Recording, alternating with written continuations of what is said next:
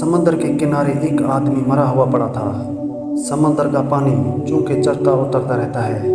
جب پانی چڑھا تو مچھلیوں نے اس لاش کو کھایا، اور جب پانی اترا تو جنگل کے درندوں نے کھایا، اور جب درندے چلے گئے تو پرندوں نے کھایا۔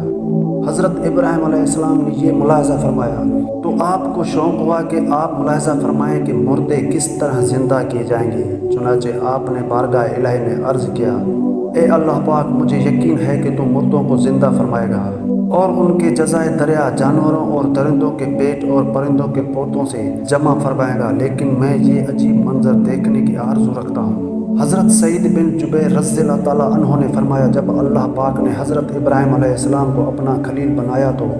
حضرت ملک الموت علیہ السلام اللہ پاک کی اجازت سے آپ کو یہ خوشخبری سنانے آئے۔ آپ نے خوشخبری سن کر اللہ پاک کی حمد کی اور ملک الموت علیہ السلام سے فرمایا،